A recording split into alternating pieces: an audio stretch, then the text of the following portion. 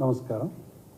ప్రధానంగా 2-3 అంశాలు మీ ద్వారా రాష్ట్ర ప్రభుత్వానికి, రాష్ట్ర ప్రజలకి చెప్పడానికి ఈ ప్రెస్ మీట్ ఏర్పాటు చేయడం జరిగింది. ప్రధానంగా కాంగ్రెస్ ప్రభుత్వం 3 నెలలు, దాదాపు 3 నెలలు దాటింది. మార్చి 17కు 100 రోజులు దాటుతాయి. ఈ 100 రోజులకు సంబంధించి 6 గ్యారంటీలలో దాదాపు 13 అమలు చేస్తామని చెప్పి ఈ 3 నెలల పాలనలో మాటలు తప్ప ఆచరణలు లేదనేటువంటిది అనేక సందర్భాల్లో రుజువైనటువంటి విషయాన్ని ఈ సందర్భంగా మేము గుర్తు చేస్తూ ఉన్నాం. మేనిఫెస్టో అనేక అంశాలు, మీరు 420 హామీలు, అందులో 6 గ్యారంటీలలో 13 అంశాలు, మిగతా అనేక అంశాలు కూడా అన్ని వర్గాలకి అనేక హామీలు ఇచ్చి అరచేతిలో వైకుంఠం చూపించినటువంటి పరిస్థితి జ్ఞాపకం వస్తూ ఉన్నది. ఎందుకంటే అభయహస్తం అక్కడికి రాని హస్తంగా మారిపోయింది. ఒక్క వర్గానికి కాదు, అన్ని వర్గాలకు సంబంధించినటువంటి ఇచ్చినటువంటి హామీలన్నీ కూడా ఏ ఒక్క హామీ పరిపూర్ణమైనటువంటి పద్ధతిలో అమలు చేసినటువంటి దాఖలాలు లేవు. ఉదాహరణకి ఉద్యోగులకు ఎన్నికలప్పుడు కాంగ్రెస్ పార్టీ మేనిఫెస్టోలో అనేక హామీలు ఇచ్చింది. గతంలో కూడా బీఆర్ఎస్ పార్టీ పక్షాన మేము ప్రభుత్వాన్ని డిమాండ్ చేసిన తర్వాత ఉద్యోగ సంఘాలని గౌరవ ముఖ్యమంత్రి ఆహ్వానించి అనేక సంఘాలని, దాదాపుగా 70-75 సంఘాలని తో మాట్లాడి ఉద్యోగులకు సంబంధించినటువంటి అంశాలన్నీ కూడా పరిష్కరిస్తాం. 11వ తారీఖు నాడు సమావేశం అయింది. 12వ తారీఖు నాడు క్యాబినెట్ సమావేశం ఉంది. ఆ క్యాబినెట్ సమావేశంలో అన్ని సమస్యల్ని కూడా పరిష్కరిస్తామని చెప్పి ఉద్యోగ సంఘాలకు హామీ ఇచ్చినటువంటి విషయాన్ని నేను ఈ సందర్భంగా గుర్తు చేస్తూ ఉన్నాను. కానీ 12వ తారీఖు నాడు క్యాబినెట్ జరిగింది. ఉద్యోగులకు సంబంధించిన ఏ ఒక్క అంశం కూడా క్యాబినెట్లో చర్చకు రాలేదు, పరిష్కారానికి నోచుకోలేదు. సరికదా ఉద్యోగులకు ఇచ్చిన ఏ ఒక్క హామీ కూడా ఈ 3 నెలలలో అమలు చేయలేదు. నేను గతంలో కూడా జ్ఞాపకం చేశాం. మా ప్రభుత్వం అధికారంలోకి రాగానే 3 డిఏలు తక్షణ చెల్లింపు అని చెప్పి ముఖ్యమంత్రి గారు వారి మేనిఫెస్టోలో, కాంగ్రెస్ మేనిఫెస్టోలో చెప్పారు. తక్షణం అంటే దానికి డిక్షనరీలో అర్థమైందో కాంగ్రెస్ ప్రభుత్వం చెప్పాలి. తక్షణం అంటే మేమందరం అర్థం చేసుకున్నది ప్రభుత్వం అధికారంలోకి రాగానే 3 డిఏలు చెల్లించి ఉద్యోగుల సమస్యల పరిష్కారం కోసం పనిచేస్తుందని మేము ఆశించాం. కానీ గత గౌరవ ముఖ్యమంత్రి కేసీఆర్ గారి నాయకత్వంలో క్యాబినెట్ నిర్ణయం తీసుకొని ఒక డిఏ రిలీజ్ చేయాలని చెప్పి ఎన్నికల కమిషన్ కూడా పంపింది. ఎన్నికల కమిషన్ పంపితే ఎన్నికల కమిషన్ ఆనాడు తిరస్కరించింది. ఆ క్యాబినెట్ డిసిషన్ తీసుకున్నటువంటి ఒక డిఏను కూడా ఇప్పటి వరకు మంజూరు చేయలేదు.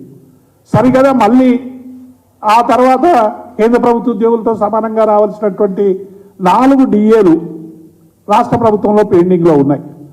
మేము ఈరోజు డిమాండ్ చేస్తూ ఉన్నాం. ఎన్నికల కోడ్ వస్తూ ఉంది. గతంలో ఉద్యోగులకి ఒక అనుభవం ఉంది.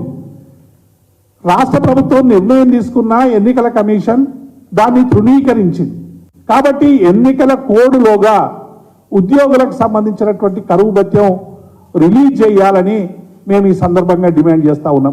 ఒకవేళ ఈ 2-3 రోజుల్లో ఎన్నికల కోడ్ వస్తుందని పత్రికల్లో వార్తలు వస్తూ ఉన్నాయి. అనేక మంది ప్రముఖ రాజకీయ నాయకులు మాట్లాడుతూ ఉన్నారు. ఎన్నికల కమిషన్ కూడా మరి సూచనలు ఇస్తూ ఉన్నది. కాబట్టి ఇటువంటి సందర్భంలో ఒకవేళ కోడ్ వస్తే మళ్ళీ అన్నీ కూడా మళ్ళీ పోస్ట్పోన్ అయ్యేటువంటి అవకాశం ఉంది. మేలో ఫలితాలంటే జూన్ వరకు కూడా ఉద్యోగుల నోట్లో మట్టి కొట్టేటువంటి ప్రయత్నం మరి చేసేటువంటి అవకాశం ఉంది. కాబట్టి కరువు భత్యాన్ని మరి వెంటనే విడుదల చేయాలని మేము ఈ సందర్భంగా డిమాండ్ చేస్తూ ఉన్నాం. అట్లాగే 1వ తారీఖున జీతాలు ఇస్తున్నామని అదే పనిగా ముఖ్యమంత్రి గారు చెప్తా ఉన్నారు, అలాగే మంత్రులు చెప్తా ఉన్నారు. కానీ ఇప్పటికి కూడా అనేక డిపార్ట్మెంట్ల, హెల్త్ మిషన్ కావచ్చు, ఎన్ఆర్ఈజిఎస్ కావచ్చు, మోడల్ స్కూల్కి సంబంధించినటువంటి వాళ్ళు కావచ్చు, చాలామందికి ఇంకా వేతనాలు రాలేదు. కాబట్టి మేము రాష్ట్ర ప్రభుత్వాన్ని విజ్ఞప్తి చేస్తూ ఉన్నాం. కనీసం 1వ తారీఖున వేతనాలు ఇస్తామని మీరు ప్రకటించిన వాటిలో ఆచరణలో అమలు కాకుండా పోతా ఉన్నది. ఈ 1వ తారీఖు వేతనం అనేటువంటిది కొంతమంది ఉద్యోగులకు మాత్రమే పరిమితం అవుతా ఉంది. ఈ పరిమితిని ఎత్తివేసి రాష్ట్ర ప్రభుత్వంలో పనిచేస్తున్న ఉద్యోగులకు, ఉపాధ్యాయులకు, కాంట్రాక్ట్ ఉద్యోగులకి, అవుట్సోర్సింగ్ ఉద్యోగులకి, పార్ట్ టైం ఉద్యోగులకి అందరికీ కూడా వేతనాలు వచ్చే విధంగా మరి ప్రభుత్వం ప్రయత్నం చేయాలని మేము ఈ సందర్భంగా విజ్ఞప్తి చేస్తూ ఉన్నాం. ఎందుకంటే ఇప్పుడు కోడ్ లేదు కాబట్టి ప్రభుత్వం నిర్ణయం తీసుకునేటువంటి అవకాశం ఉంది. మళ్ళీ కోడ్ వస్తే అది అయ్యేది లేదు, పోయేది లేదు. ఉద్యోగులకు ఇచ్చినటువంటి హామీలన్నీ కూడా మరి అయిపోయేటువంటి అవకాశం ఉందనేటువంటి విషయాన్ని మేము ఈ సందర్భంగా గుర్తు చేస్తూ ఉన్నాం. అలాగే మేము ఇదివరకు కూడా గతంలో అనేక సందర్భాల్లో చెప్పాము, 10-15 రోజుల్లో మరి ఉద్యోగులకు సంబంధించిన సమస్యలు పరిష్కరిస్తామన్న ప్రభుత్వం 100 రోజులు దాటుతూ ఉంది. ఈ 100 రోజులకు సంబంధించి మరి చేయాలని చెప్తా ఉన్నాం. అట్లాగే ఈ ఒక్కటి కాదు, ఇవాళ రైతుల పరిస్థితి చూస్తూ ఉంటే చాలా కన్నీళ్ళు వస్తూ ఉన్నాయి. గౌరవ ముఖ్యమంత్రి, ఆనాటి ముఖ్యమంత్రి కేసీఆర్ గారు రైతులను రాజును చేయాలని, రైతులకు సంబంధించినటువంటి సమస్యలు పరిష్కరించాలని, రైతులకు ఏ కష్టం రావద్దని, ఒకవైపు ప్రభుత్వమే రైతుకు ఆసరాగా ఉండాలని, ఒకవైపు రైతు బంధు కావచ్చు, 24 గంటల విద్యుత్ కావచ్చు, రైతులకు అవసరమైనటువంటి అనేక సౌకర్యాలు చేసి ఈ 10 ఏళ్లలో ఎక్కడ కూడా తాగునీటికి కానీ సాగునీటికి కానీ ఇబ్బంది లేకుండా చేసినటువంటి ఘనత బీఆర్ఎస్ పార్టీ. గత 10 ఏళ్లలో ఏనాడు ఒక్కరు కూడా బిందెలు పట్టుకొని కిలోమీటర్ల దూరం తాగునీటికి పోయినటువంటి సందర్భం లేదు. ఒకవైపు పొలాలన్నీ కూడా ఎండిపోతూ ఉన్నాయి. రైతులకు సంబంధించి ఇవాళ కొన్ని జిల్లాల్లో, నల్గొండ జిల్లాలో అయితే చివరికి ఇవాళ వాటర్ ట్యాంకర్ల ద్వారా నీళ్లు తీసుకొచ్చి మళ్ళు తడిపేటువంటి ప్రయత్నం చేస్తూ ఉన్నారు. మొత్తంగా కూడా అవి కూడా ఎందుకు పనికిరానిగా పోయినటువంటి సందర్భంలో మేతకు పెట్టి మరి మొత్తము తన రైతు తన పంటను తానే ధ్వంసం చేసుకునేటువంటి ఒక విషాద సన్నివేశాలు ఇలా తెలంగాణలో కనిపిస్తూ ఉన్నాయి. తెలంగాణలో వ్యవసాయం సంక్షోభం నుండి సంక్షేమం వైపు తెచ్చినటువంటి కేసీఆర్ నాయకత్వంలో ఈ 10 ఏళ్లలో ఎన్నడూ కూడా నీటికి కటకట లేదు. చివరికి ఇలా హైకోర్టు కూడా మరి మనం చూసినాం పత్రికలలో, తాగునీటి కోసం కొడంగల్ సీఎం గారి నియోజకవర్గం, కొడంగల్లో కూడా రైతు మరి తాగునీటి కోసం మరి ఎట్లా తల్లడిల్లుతున్నారో ప్రజానీకం అనేటువంటిది ఇవాళ మాధ్యమాలలో ఫోటోల్లో కూడా వచ్చింది. ఖమ్మంలో తాగునీటి కోసం ధర్నాలు చేస్తున్నటువంటి సందర్భాన్ని చూశాం. రైతులు మాకు నీళ్ళు ఇవ్వండి అని ప్రభుత్వాన్ని డిమాండ్ చేస్తూ అనేక ప్రాంతాల్లో అడుగుతున్నటువంటి స్థితిని చూస్తూ ఉన్నాం. కాబట్టి ప్రభుత్వం ముందు చూపు లేకుండా కేవలం కేసీఆర్ గారి గత ప్రభుత్వానికి సంబంధించినటువంటి అనేక సంక్షేమ పథకాలని, అభివృద్ధి పథకాలని వాటిలో లోపాలు ఎత్తేటువంటి ప్రయత్నమే చేస్తూ ఉన్నది తప్ప పరిపాలనపై సరైనటువంటి దృష్టి లేదు అనేటువంటి విషయాన్ని మేము ఈ సందర్భంగా గుర్తు చేస్తూ ఉన్నాం. కాబట్టి ఈ నీళ్ళ విషయంలో ప్రభుత్వం సరైనటువంటి చర్య తీసుకోవాలని మేము ఈ సందర్భంగా ప్రభుత్వాన్ని డిమాండ్ చేస్తూ ఉన్నాం.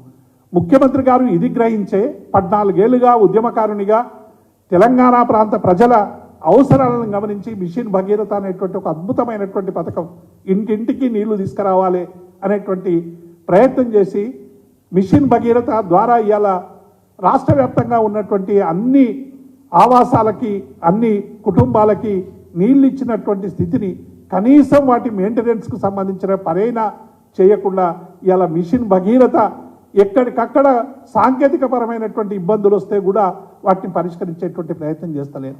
మీరు కేసీఆర్ మీద కోపం ఉంటేనో, బీఆర్ఎస్ మీద కోపం ఉంటేనో మాపై ఎటువంటి కసైనా మీరు కక్కొచ్చు, ఎటువంటి రాజకీయపరమైనటువంటి విమర్శలు చేయొచ్చు. కానీ ప్రభుత్వం చేసినటువంటి మంచి పనులు వాటిని కొనసాగించాల్సినటువంటి బాధ్యతను ఇవాళ ఈ ప్రభుత్వం మరిచిపోతుంది అనేటువంటి విషయాన్ని మేము ఈ సందర్భంగా గుర్తు చేస్తూ ఉన్నాం. అట్లాగే కరెంటు విషయం కూడా ఇవాళ మనం చూస్తూ ఉన్నాం. ఎందుకు ఇవన్నీ కూడా మేము చెప్తా ఉన్నామంటే, ఈ రాష్ట్ర ప్రభుత్వం కాంగ్రెస్ పార్టీ ఇచ్చినటువంటి మేనిఫెస్టో అన్ని వర్గాలకు ఇచ్చినటువంటి హామీలన్నీ కూడా ఏ ఒక్క హామీని కూడా సరైనటువంటి రీతిలో ఇవాళ అమలు చేయనటువంటి ప్రభుత్వంగా ఇది మిగిలిపోతున్నది అనేటువంటి విషయాన్ని మేము ఈ సందర్భంగా గుర్తు చేస్తాం. ఇక చివరికి ఒక మంత్రి అయితే దేవుడి దిక్కు చూడాలి నీళ్ళ గురించి అనేటువంటి ప్రకటన కూడా ఇలా చూసినాం. మీకు ఈ సందర్భంగా నేను గుర్తు చేస్తా ఉన్నాను. గతంలో ఒక సందర్భంలో మెదక్ జిల్లా సింగూరు ప్రాజెక్టు కింద పరివాహక ప్రాంతంలో ఉన్నటువంటి రైతులందరూ ఒకసారి పోయి మా గౌరవ మంత్రి హరీష్ రావు గారిని నీళ్ళు వస్తున్నాయా, పంటలు ఎట్లా వండుతున్నాయి అంటే, సార్ మేము మొగులు దిక్కు చూడడం లేదు, ఇవాళ కేసీఆర్ దిక్కు చూస్తున్నాం. గతంలో మొగులు దిక్కు మేము చూసేది వర్షాల కోసం, వర్షాలు రాకున్నా మా చెరువులు నింపి మా పంటలను కాపాడినటువంటి ముఖ్యమంత్రి వైపు చూస్తున్నామని అనేక సందర్భాల్లో కేసీఆర్ గారి గురించి రైతులన్న మాటను నేను ఈ సందర్భంగా ఉదాహరిస్తా ఉన్నాను. కానీ ఇవాళ మీరు మొగులు దిక్కు చూడండి, దేవుడే దిక్కు, మేము కాపాడలేము అంటే ప్రభుత్వం ఏం చేయాలి? 10 ఏళ్లలో లేనటువంటి కొత్త సమస్య 2-3 నెలల్లో ఎందుకు వచ్చింది? మా కాళేశ్వరం, మేడిగడ్డ లాంటి ప్రాజెక్టుల ద్వారా అద్భుతమైనటువంటి నీటిని ఇచ్చి మొత్తం రైతాంగాన్ని కాపాడి, తాగునీరు సాగునీరు అన్నిటి కాపాడితే చిన్న రిపేర్లు కూడా చేయించకుండా నీటిని నిల్వ చేస్తే మళ్ళీ కాళేశ్వరం, మేడిగడ్డ ఎక్కడ పనిచేస్తుందో, పనిచేస్తే గత ప్రభుత్వానికి ఏం పేరు వస్తుందో అనేటువంటి ఒక అక్కస్తో ఇలా తెలంగాణ రైతాంగం నోట్లో మట్టి కొట్టేటువంటి పని చేస్తూ ఉంది. కాబట్టి మేము ఈ సందర్భంగా కేసీఆర్ను రోజు తిట్టడంలో మరి మీకు అందరు కూడా పోటీ పడుతూ ఉన్నారు. ఒక మంత్రి ఇంకొక మంత్రి కేసీఆర్ను తిట్టడంలో పోటీ పడకండి, ప్రజా సమస్యల పరిష్కారంలో పోటీ పడండి. ఎవరు గెలవాలి, ఎవరు ఓడాలనేటువంటి తెలంగాణ ప్రజలు నిర్ణయిస్తారు. తెలంగాణ రాష్ట్రంలో గత 10 ఏళ్లలో మరి ఏం జరిగింది, ఏం జరగలేదనేటువంటి విషయాన్ని ప్రజలు మొన్న మీరు కల్పించినటువంటి భ్రమల వల్ల ఎన్నికల్లో తాత్కాలిక విజయం రావచ్చు. మీరు అధికారంలోకి వచ్చిన తర్వాత ప్రజా సమస్యల్ని మర్చిపోయి, ప్రజలకు ఇచ్చినటువంటి వాగ్దానాలు మర్చిపోయి ఇవాళ రైతులు అంటున్నారు, సార్ ఈ గవర్నమెంట్ ఎందుకు వచ్చింది? రోజు మా పరిపాలన చేసి మాకు రైతు బంధు ఇవ్వడానికా, నీళ్ళు ఇవ్వడానికా, కరెంట్ ఇవ్వడానికా? అట్లా కనబడతలేదు సార్. ఇది కేవలం కేసీఆర్ను తిట్టడానికి, గత ప్రభుత్వాన్ని విమర్శించడానికి వచ్చినటువంటి ఒక విచారణ సంఘంలాగా కనబడుతున్న తప్ప ప్రభుత్వం ఇది పరిపాలన చేసేటువంటి ప్రభుత్వంగా కనపడతలేదనేటువంటి ఒక భావన ఇలా ప్రజల్లో నెలకొని ఉన్నది. కాబట్టి మేము ముఖ్యమంత్రి గారిని డిమాండ్ చేస్తూ ఉన్నాం, వెంటనే అన్ని వర్గాలకు ఇచ్చినటువంటి హామీలు అమలు చేయాలి. మీరు చెప్పిన డెడ్లైనే 0 నుంచి 100 అంటే మేము 100వ రోజు నాడే చేస్తాం. ఆ 100వ రోజు బహుశా 17 అయితే 17 నాడు కోడ్ వస్తుంది కాబట్టి మేము అమలు చేయలేకపోతున్నామని చేతులు ఎత్తేసేటువంటి అవకాశం ఉంది. మీ 0 నుంచి 100 వరకు రోజుల వరకు జరుగుతున్నటువంటి ప్రయాణంలో ఏమేమి చేసినాము, మీరు చెప్పిన 13 హామీల్ని అమలు చేయడంతో పాటు మీరు అనేక హామీలు ఇచ్చిండ్రు, అన్ని వర్గాలకు హామీ ఇచ్చిండ్రు. ఈ హామీలన్నీ కూడా అమలు చేయాలని మేము ఈ సందర్భంగా డిమాండ్ చేస్తూ ఉన్నాం. అట్లాగే ఉద్యోగులకు సంబంధించిన డిఏలు ఎన్నికల కోడ్ వచ్చేలోగా రిలీజ్ చేయాలి. అట్లాగే మేము ఉద్యోగ సంఘాలకు అందరికీ కూడా విజ్ఞప్తి చేస్తూ ఉన్నాం, ఉద్యోగ సంఘాల పట్ల బీఆర్ఎస్ పార్టీకి కానీ బీఆర్ఎస్కి కానీ ఒక గౌరవమైనటువంటి మరి వారికి ప్రతి సందర్భంలోనూ కూడా గౌరవం ఇచ్చినటువంటి పార్టీ బీఆర్ఎస్ పార్టీ. 73% ఫిట్మెంట్ని ఈ 10 ఏళ్లలో ముఖ్యమంత్రి గారు ఇచ్చినటువంటి విషయాన్ని మనం మరవద్దు. 5% ఇంటీరియం రిలీఫ్ దేశంలో ఎక్కడ లేని విధంగా ఎప్పుడైనా పీఆర్సీ ఏర్పాటు చేస్తే పీఆర్సీ ఆలస్యం అయితే ఇచ్చేటువంటి ఇంటీరియం రిలీఫ్ను గౌరవ ముఖ్యమంత్రి గారు, ఆనాటి ముఖ్యమంత్రి గారు 5% ఇంటీరియం రిలీఫ్ను అప్పుడే ఇచ్చింది. మరి 5% ఇంటీరియం రిలీఫ్ ఇచ్చినటువంటి కేసీఆర్ గారి మీద కొంతమంది చాలా మాటలు మాట్లాడుతూ ఉన్నారు. దయచేసి నేను చేసే విజ్ఞప్తి ఏంటంటే, ఏ ప్రభుత్వాలు ఉన్నా ప్రభుత్వ ఉద్యోగుల సమస్యలు పరిష్కరించాల్సినటువంటి బాధ్యత ఆయా ప్రభుత్వాలది ఉంటుంది. కానీ మీరు గత ప్రభుత్వానికి పేరు చెప్పి మేము ఇవన్నీ ఎగ్గొడతామంటే మాత్రం తెలంగాణ ప్రజలు ఊరుకోరు అనేటువంటి విషయాన్ని మేము హెచ్చరిస్తూ ఉన్నాం. అన్ని వర్గాలు నీటి సమస్యను పరిష్కరించాలి. హైకోర్టు చెప్పిన తర్వాత మీరు బెంగళూరు లాగా హైదరాబాద్ కావద్దని హైకోర్టు చెప్పింది. అంటే కారణం ఏంటంటే వారానికి ఒకసారి తుడుచుకోండి అని ఏదైతే కర్ణాటక కాంగ్రెస్ చెప్తా ఉన్నదో, నీళ్లకు ఎంత కటకట అవుతా ఉంది. నిజంగానే ప్రకృతి కరుణించక ఒక్కొక్కసారి ఇబ్బందులు రావచ్చు, అది మేము కాంగ్రెస్ చేసిన పాపం అంటలేము. కానీ దాన్ని ఉన్నటువంటి నీటిని సమర్థవంతంగా వినియోగించుకోవాలి. ఎట్లా నీటిని తెచ్చి ప్రజలకు ఇవ్వాలనేటువంటి విషయంలో ఒక సరైనటువంటి ప్లాన్ లేదు. అందుకే ఇవాళ హైకోర్టు చాలా సీరియస్గా మరి కర్ణాటక లాగా హైదరాబాద్ కావద్దనేటువంటి విషయాన్ని చెప్పింది. వీటినన్నింటినీ దృష్టిలో పెట్టుకొని రాష్ట్ర ప్రభుత్వం ఈ సమస్యల పరిష్కారం కోసం కదలాలని, ఇక పార్లమెంటుకు సంబంధించి కూడా ఏమనంటే ఎన్నికల్లో తెలుసుకుందాం, ఎన్నికల్లో పోదాం, ఇటువంటి రాజకీయపరమైనటువంటి విమర్శలు. బీఆర్ఎస్కి ఎన్ని సీట్లు ఇవ్వాలి, కాంగ్రెస్కి ఎన్ని సీట్లు ఇవ్వాలి, బీజేపీకి ఎన్ని సీట్లు ఇవ్వాలి అనేది ఆయా పార్టీలు నిర్ణయించే ప్రజలు నిర్ణయిస్తారు. ప్రజల మీద మాకు అత్యంత విశ్వాసం ఉంది. గత ఈ 100 రోజుల పరిపాలనలో రాష్ట్ర ప్రభుత్వం అనుసరిస్తున్నటువంటి ప్రజా వ్యతిరేక విధానాలు కావచ్చు, ఇచ్చిన హామీలు ఉల్లంఘన కావచ్చు, గత ప్రభుత్వం మీద చేస్తున్నటువంటి ఎదురుదాడి కావచ్చు, ఇవన్నీ తెలంగాణ ప్రజల మనసుల్లో నిక్షిప్తమైనవి.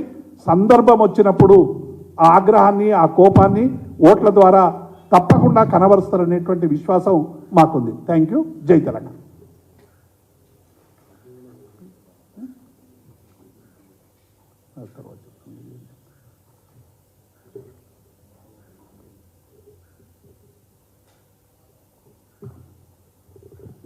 తర్వాత ఇంకొకటి కూడా మా దృష్టికి వచ్చింది. ఉద్యోగ సంఘాల వ్యవహారాలలో కూడా ప్రభుత్వ జోక్యం ఎక్కువైపోయింది అనేటువంటి విషయం కూడా చాలామంది మాకు చెప్తా ఉన్నారు. ఏ ప్రభుత్వం ఉన్నా ఆ ప్రభుత్వానికి సంబంధించిన సంక్షేమ పథకాలు, అభివృద్ధి పథకాలు ప్రజల వద్దకు తీసుకుపోయి నిష్పక్షపాతంగా ఉండాల్సినటువంటి ఉద్యోగ సంఘాలు. అంతే తప్ప తెలంగాణ ఉద్యమానికి ఉద్యోగులకి ఒక పేగుబంధం ఉంది. ఎందుకంటే ఉద్యమంలో 14 ఏళ్ళు కేసీఆర్ గారితో తెలంగాణ రాష్ట్ర సాధన కోసం అందరం కూడా ఉద్యోగ ఉపాధ్యాయ సంఘాలు పనిచేసినాం కాబట్టే కేసీఆర్ గారితో అనుబంధం ఏర్పడి ప్రభుత్వం వచ్చిన తర్వాత కూడా రేయింబవళ్ళు కష్టపడి ఈ రాష్ట్ర ప్రజలకు అవసరమైనటువంటి సేవ చేయాలని ఉద్యోగ సంఘాలన్నీ కూడా భావించాయి. కానీ అటువంటి ఉద్యోగ సంఘాలని ఒక రాజకీయ సంఘాలుగా పదే దుష్ప్రచారం చేసి అందులో మీరు ఫలానా పార్టీ అని రకరకాలుగా ముద్రలు వేసి వాళ్ళని ఎలిమినేట్ చేసేటువంటి ప్రయత్నం చేస్తూ ఉన్నారు. ఉద్యోగ సంఘాల్లో చీలిక తెచ్చేటువంటి ప్రయత్నం చేస్తూ ఉన్నారు. కాబట్టి ఇవన్నీ కూడా అందరూ గమనిస్తూ ఉన్నారు. సరైనటువంటి టైంలో సరైనటువంటి జవాబు అందరం చెప్పేటువంటి అవకాశం ఉంటుంది. కాబట్టి మితిమీరిన జోక్యం చేసుకోవద్దని నేను ప్రభుత్వాన్ని విజ్ఞప్తి చేస్తూ ఉన్నాను. Thank you.